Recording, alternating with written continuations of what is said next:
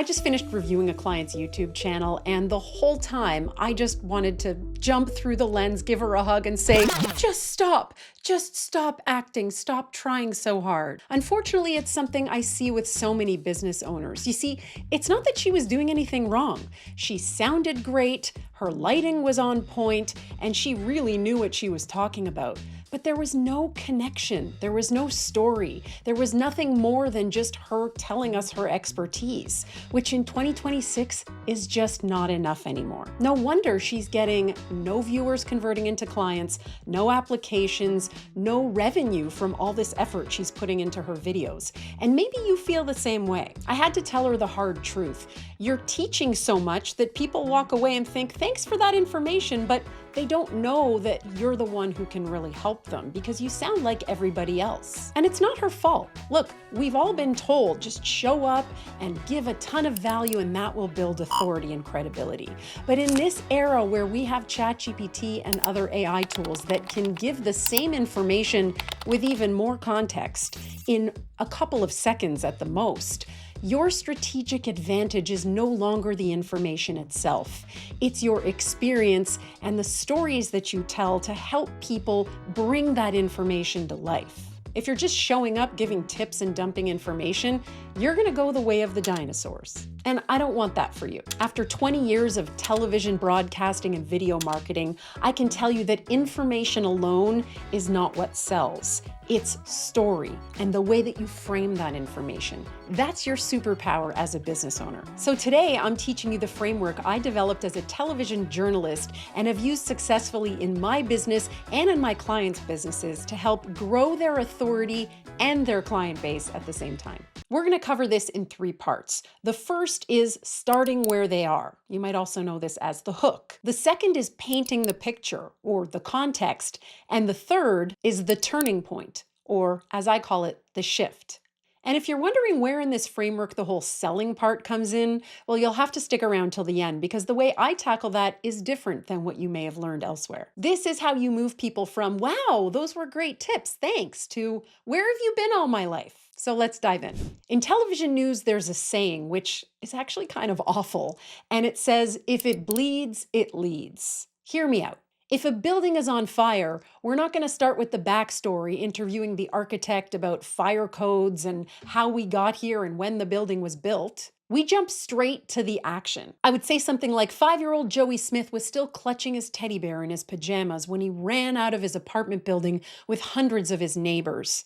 They were evacuated early this morning when a 4-alarm fire broke out in the busy downtown apartment complex. I'll bet you can picture little Joey right now. What color is his hair? Were there trucks on his pajamas? Was anybody hurt? I'll bet your first thoughts weren't, how did it start? Where did it start? Yes, those are important questions, but they're not the first thing that's going to grab your attention and pull you in. Viewers are wondering about the backstory and the context, but they'll never stick around for it if you don't give them a reason to get there in the first place. They're going to find all that out because of the way you pulled them in.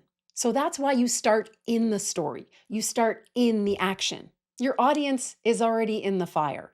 Maybe it's a broken funnel, a team that wasn't executing, or burnout, or being overweight, or feeling invisible. Your job in those first few seconds is not to give them a ton of information. It's not to introduce yourself or list off all your credentials. It's to make them feel seen. This is where smart business owners lose people in their videos. They play historian, they play librarian. So start with the conflict. Start where the difficulty lies. Let the people watching feel seen because you're literally giving examples or a story about a similar situation that maybe they've gone through or that they want to avoid. This creates a story loop.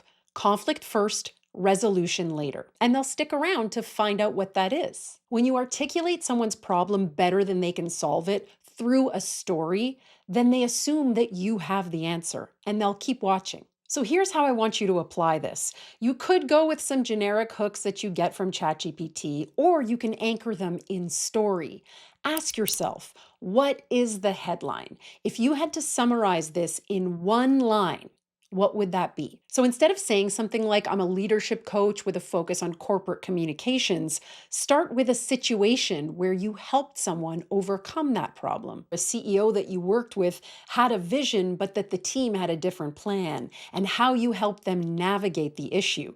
You don't have to put yourself at the center of the story. In fact, you shouldn't. Remember, the story is about making the audience see themselves in it, not you. It could feel scary because a lot of people want to justify their credentials. That imposter syndrome tends to come through, especially when you're on video. Once you've gotten them in with the story, then you can bring in the context of your background, why you're qualified to do this, but you don't want to dwell on that either. You want to keep the story moving. When you start your video that way, you're creating a story. You're creating a conflict that starts right away where it begs for the person to stick around to find out how you solved it. So stop explaining, start narrating.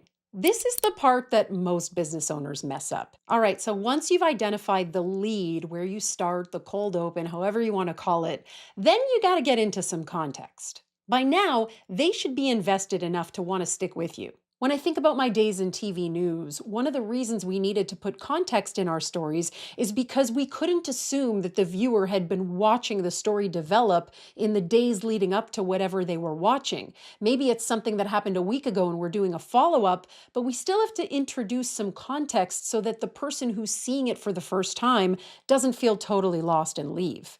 The thing is, we never dwelled on that. We kept it as short as it needed to be to get the point across, but not so long that it completely derailed the cadence and the pace of the story. Ask yourself this question: does this statement or piece of information move the story forward? If the answer is no, you cut it. So for business owners, this is where you quickly tell them why you're qualified to teach this. And by that, you can just have a quick line about who you are and what you do. This is also known as the elevator pitch. And if you haven't dialed yours in yet, I have a great resource you can download below this video for free. And then you move immediately to the context of the problem at hand. And this is where you want to resist every urge to use jargon and acronyms and speak that basically leans into your niche, because that's the kind of language that will lose your ideal viewer because they won't see themselves in that way of speaking.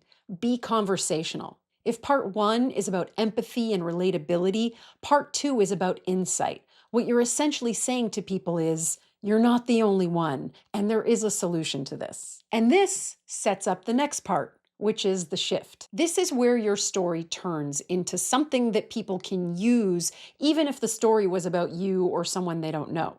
It's the moment that things click. This is where your headline comes back. This is where you are starting to connect the dots for people about what the story is, what's the moral of the story, and why does the person have to watch this part, because it is going to shift something for them. The whole time with the hook and the context, you've been building up pressure, and the shift is where you can finally pull that release valve. You can show them what's possible. You can tell them that there is another side that they haven't considered, or there is a solution to this problem. Or in the case of little 5-year-old Joey, he was able to be reunited with his mother and that he got to sleep in a warm bed that night.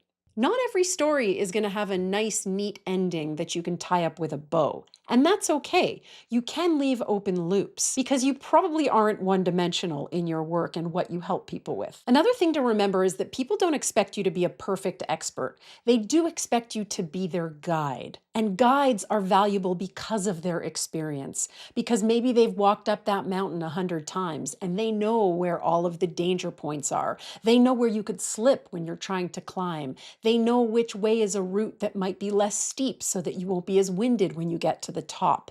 That's the role that you can think about playing in this context.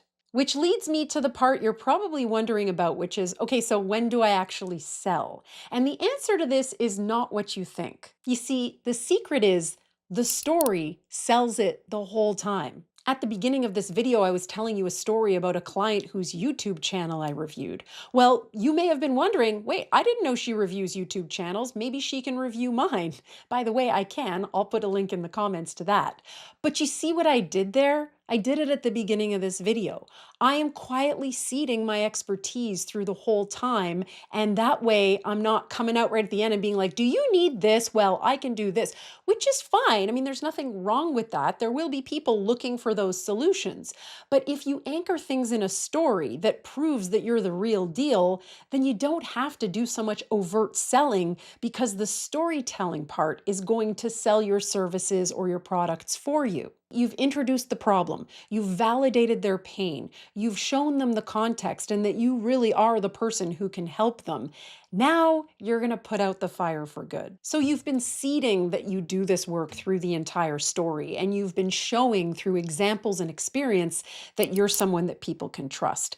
That doesn't mean you can't do an actual pitch at the end of your video. You just have to be careful how you do it so it doesn't ruin all the work that you did throughout the video itself. Most business owners either trail off with a meek, hope this helps, subscribe, or they go into a really hard sales pitch, which makes the viewer a little uncomfortable when you had them throughout the video. This is where the technique that I call the stand-up from my reporter days can come in really handy. You see, in news, the stand-up is usually the last shot in a story where the reporter comes back on camera and summarizes things and then looks ahead to what's next. So the way you can adapt this in a business video is you can give them an actionable concept or something they can do today, a quick win that will help them take the next step with you. Notice how I said concept and quick win? You don't want this to be complicated. It could be download this free guide. I've included it below. It could be that you have another video that you want to point to where you take them deeper into another concept. It could be something that they can do that evening that will help them get that much closer to what they want. If you give them way too much information in the video, they'll walk away feeling full, thinking, great, okay, I've had enough. I can digest this and then maybe I'll come back later. And if they fail, they won't hire you anyway, because they won't think it worked. So instead, you're giving them the what and the why. And if they want the how, or they want you to do it for them, if that's what you do, then you invite them to take the next step. If you do want to go into the actual pitch, just make sure that you frame it in the context of what you've just helped them with. So for example, if you're tired of the penny pinching mindset and want to build a wealth strategy that actually scales, that's exactly what I do in name of the program. And then you can tell them a little bit about it, link it below. It's direct, it's authoritative, it's warm, it doesn't beat around the bush. Think about it this way. Your reluctance to offer something at the end would actually be doing the viewer a disservice, but you just want to make sure that you do it in a way that doesn't come across as greasy car salesman. If you truly believe in your solution and there are multiple steps that require an investment, tell them that. It's okay. One of the main things that trips people up when they're trying to do this is that their delivery to the camera is still awkward, even if they're telling stories, even if they're actually following this method. So I invite you to watch this next video, which goes over how you can speak in a way that eliminates those awkward ums and ahs and still creates authority when you are telling those stories.